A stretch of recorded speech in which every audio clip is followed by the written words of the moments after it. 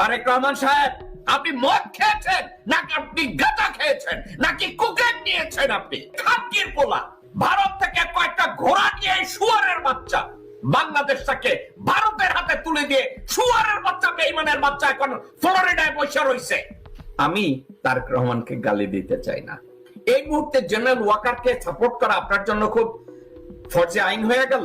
General ওয়াকারকে আপনি support করছেন কেন? র সাইন করায় দিছে আপনার প্রধানমন্ত্রী বানাবে।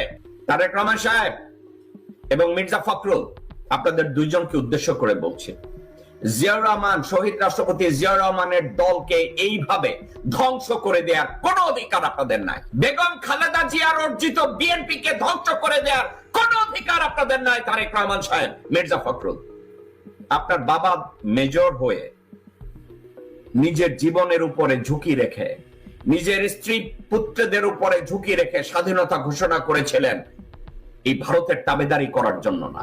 তারেক রহমান সাহেব, ভারতীয় চক্রান্তে পিটিয়ে আপনার কোমর ভেঙে দেওয়া হয়েছিল। হাসিনা এবং আওয়ামী লীগকে পুনর্বাসন করতে গিয়ে আপনার বাবাকে জীবন দিতে হয়েছে। আপনি ভুলে গেছেন? এই মির্জা ফখরুলের মতো লোক, ডক্টর বদরুদ্দোজা চৌধুরীর মতো বেঈমানের মতো লোক, তাদের জন্য আপনার বাবাকে জীবন দিতে হয়েছে। এখন আপনি আরো ডক্টর বদরুদ্দোজা জোগাড় করেছেন, ভারতীয় হায়না জোগাড় করেছেন। তারেক রহমান সাহেব,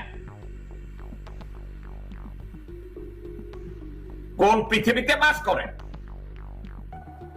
আপনার পাশে কতগুলো ল্যান্ডর পড়া হারামজাদা রেখেছেন, তারা আপনাকে বলছে জনগণকে আর্মির বিরুদ্ধে লেলিয়ে দিচ্ছে। তারেক রহমান সাহেব, আপনাকে নিয়ে আপনার বিভিন্ন কথা নিয়ে আমি সমালোচনা করতে চাই না। আমি বিশ্বাস করতে চাই আপনি জিয়া রহমান সাহেবের সুযোগ্য পুত্র। এ ধরনের বাহুত্রা, গাপুটায়, হুবড়িটায় এ ধরনের মন্তব্য আপনি কোথায় পেয়েছেন? বেগম জিয়ার অসুস্থতার সুযোগে ভারতীয় আধিপত্যবাদী যেসব কুত্তারা রয়েছে, তারা যদি চারিদিকে ঘিরে ধরনের কথা বলে, তারেক রহমান সাহেব, মির্জা ফখরুল এবং দেশের আজকের যারা এসব কথার সাথে বিশ্বাস করেন, আমি তাদের উদ্দেশ্যে একটা কথা বলি। একটা সেনাবাহিনীকে ধ্বংস করার জন্য ওই দিনই ধ্বংস করার পায়তারা শুরু হয় যেদিন জেনারেল মোস্তাফিজুর রহমানকে রিটায়ারমেন্ট থেকে ব্যাক করে রয়ের ওথ নেয়ার পরে তাকে সেনা প্রধান করা হয়। ওই দিন বাংলাদেশ আর্মি ইনস্টিটিউশনের ভিতরে রয়ের গোড়াপত্তন শুরু হয়।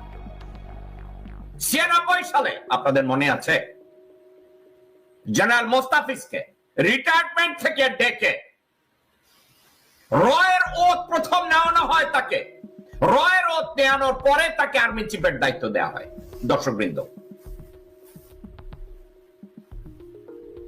তারপরে শুরু হয় মোস্তাফিজের পরের থেকে কতগুলো, এখন দেখি কয়েক জায়গায় মন্তব্য দেয়। ইকবাল করিম ভুইয়া, মবিন, আজিজ চিন্তা করেছেন আর্মির স্ট্যান্ডার্ড কোথায় নামিয়ে নেয়ার পরে আজিজের মতো একটা দুষ্কৃতিকারী পরিবারের একটা হারামজাদা তাকে আর্মি চিফ বানানো হয়। তারপরে শফির মতো কাঙ্গাল, ভাতের কাঙ্গালকে আর্মি চিফ বানানো হয়। তারপরে কি তাই মইনের মতো একটা হুবড়িকে বেগম জিয়ার আপন ভাই সাইদ ইস্কান্দার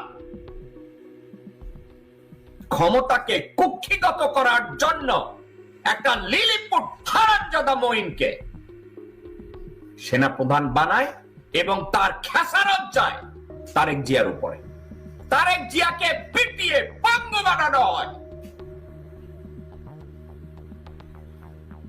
তাকে অকথ্য ভাষায় নির্যাতন করা হয়েছিল।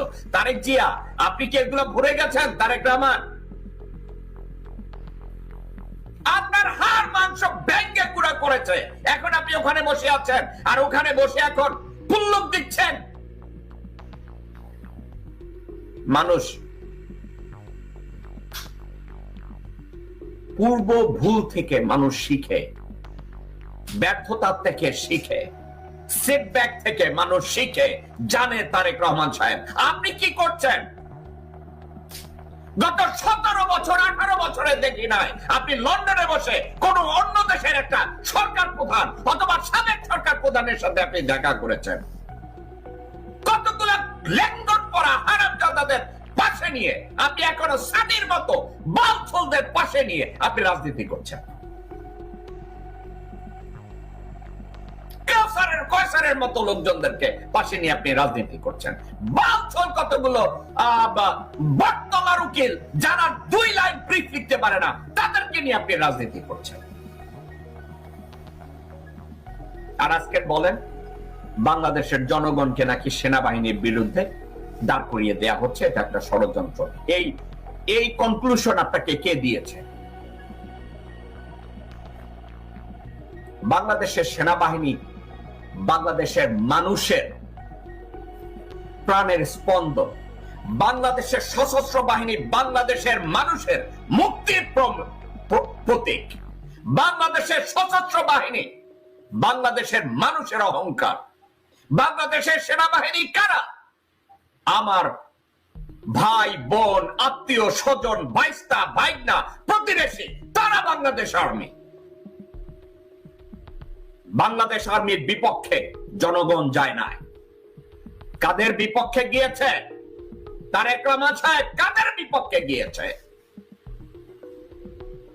ভারতের ল্যান্ডট পরা লাড্ডু খাওয়া কুত্তার বাচ্চা মোস্তাফিজের বিরুদ্ধে গিয়েছে, মইনের বিরুদ্ধে গিয়েছে, আজিজের বিরুদ্ধে গিয়েছে, শফির বিরুদ্ধে গিয়েছে, আজকে খানকির পোলা ওয়াকারের বিপক্ষে গিয়েছে। আর আপনি বলছেন সেনাবাহিনীর বিরুদ্ধে? তারেক রহমান সাহেব ওয়াকার এবং রয়ের 29-30 জন জেনারেল বাংলাদেশ আর্মি না। বাংলাদেশের আর্মির সদস্য সংখ্যা 2,30,000-এর মতো, তার ভিতরে মাত্র 30 জন। এই 30 জনকে রক্ষা করার জন্য আপনি তারেক রহমান পুরো আর্মিটাকে দোষ দেওয়ার একত্র করার চেষ্টা করছেন। আপনি মদ খেয়েছেন নাকি আপনি গাঁজা খেয়েছেন নাকি কোকেন নিয়েছেন আপনি? If this is the early symptom of autism, go see a doctor. এ ধরনের রেকলেস, এ ধরনের স্টুপিড কথাবার্তা দ্বিতীয়বার আপনার মুখ থেকে আপনি বের করবেন না। আপনাকে গালি দিতে আমার কষ্ট লাগবে। এ ধরনের ননসেন্স কথাবার্তা আপনাকে কে বলে দিয়েছে?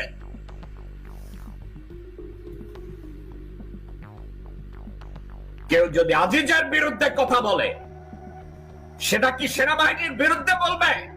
সেনাবাহিনী সবার ভাই কি ডাকাতবাজ, ডাকাত, খুনি? কেউ যদি শফির বিরুদ্ধে কথা বলে, শফি হচ্ছে ভাত না খাওয়া কাঙ্গাল, মঙ্গা, গাবু। এর অর্থ কি? সেনাবাহিনীর বিরুদ্ধে হলো মইনের বাচ্চা, মইনাই খানকির পোলা ভারত থেকে কয়েকটা ঘোড়া নিয়ে শুয়ারের বাচ্চা বাংলাদেশটাকে ভারতের হাতে তুলে দিয়ে শুয়ারের বাচ্চা, বেঈমানের বাচ্চা এখন ফ্লোরিডায় বসে রয়েছে। সেটা কি আর্মির বিরুদ্ধে? না, এগুলো ব্যক্তির বিরুদ্ধে। 2,30,000 সেনাবাহিনীর মধ্যে, সশস্ত্র বাহিনীর মধ্যে যদি 30 জন, মাত্র 30 জন, 1% না, মাত্র 30 থেকে 35 জন, 50 জন, এরা হচ্ছে বেঈমান, এরা হচ্ছে দেশদ্রোহী, এরা বাংলাদেশের জনগণের জন্য কাজ করে না, এরা দেশের অস্তিত্বের জন্য কাজ করে না, এরা কাজ করে তাদের প্রভু ভারতের জন্য। অশোক স্তম্ভ তাদের টার্গেট, বাংলাদেশের জাতীয় শাপলা তাদের টার্গেট না, বাংলাদেশের জনগণের মুক্তি তাদের টার্গেট না, বাংলাদেশের সীমান্ত রক্ষা করা তাদের টার্গেট না, বাংলাদেশের জনগণের অধিকার রক্ষা করা তাদের দায়িত্ব না, বাংলাদেশের ভোটাধিকার অর্জন তাদের কর্তব্যের মধ্যে পড়ে না। তারা শুধু ভারতের স্বার্থ রক্ষা করবে। ওই 30 থেকে 35 জন এই মির্জা ফখরুলের মতো ফটকা, মির্জা ফটকা, মির্জা আব্বাস, এই মির্জার এই দুই কুত্তার বাচ্চা, হারামখোর বেঈমান, এই শুয়োরের বাচ্চা দুইটা, আমির খসরু মাহমুদ একজন, এই আরেকটা বিশ্বাস পোলা, সবাই খালি আমাকে বলবে যে ভাই আপনি গালি দেন, এই খানকি পোলাদের আপনি কি বলবেন?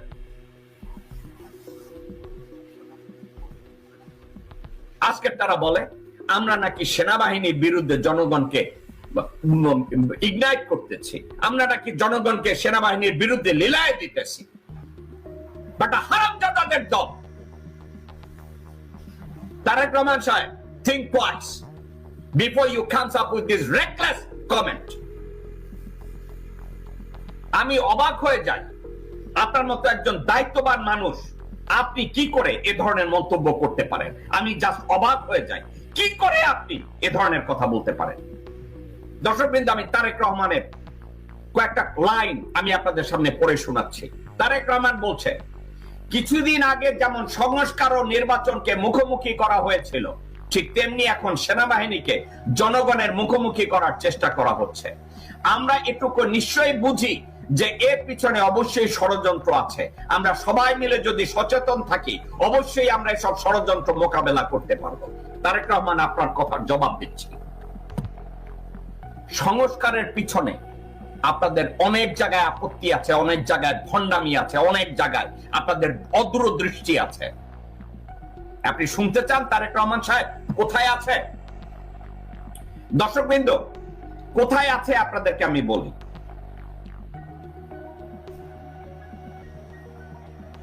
সংস্কার কর্মসূচির মধ্যে একটা জায়গায় ছিল, একজন ব্যক্তি সর্বাধিক 2 বারের বেশি প্রধানমন্ত্রী হতে পারবেন না। তারেক রহমান সাহেবের ওখানে আপত্তি আছে। দর্শকবৃন্দ, তারেক রহমান সাহেবের হাসিনা মাকির ওখানে আপত্তি আছে। লন্ডন পরিবারতান্ত্রিক রাজনীতিকে মুদ্রা দেয় আমি ওই পরিবারতান্ত্রিক রাজনীতির উপরে। তারেক রহমান মেনে নেন নাই। মির্জা ফখরুল বলেছে, আমরা ওটা মানি না। বুঝেছেন? আপনারা সংস্কার চাইবেন কেন? আপনারা তো লোটা বান্ড লইয়া বসে রয়েছেন, কবে আবার ক্ষমতায় আসবেন, বাংলাদেশটারে চুইচা খাবেন। আপনারা ওই দলের লোকটা। দর্শকবৃন্দ, শুধু তাই না, একজন ব্যক্তি সর্বাধিক 2 বারের বেশি প্রধানমন্ত্রী হতে পারবেন না। সেক্ষেত্রে বিএনপি আপত্তি করেছে। এই বিএনপি কে অ্যাকোমোডেট করার জন্য রাশার মতো একটা সংবিধান ইনঅ্যাক্ট করার চেষ্টা করেছে। সেটা কি জানেন? বলছে ওকে, হতে পারবে 2 বারের বেশি, তাহলে কি করতে হবে? 2 বার প্রধানমন্ত্রী হয়েছে, তারপরে মধ্যে আবার একজন আর অন্য একজন আর নির্বাচিত হইতে হবে, পরে আবার তিনি ব্যাক করতে পারবেন। এর মধ্যে এর অর্থ কি? আপনাদের রাশিয়ার নির্বাচনের কথা বলি। ভ্লাদিমির পুতিন ইলেক্টেড প্রেসিডেন্ট হলেন।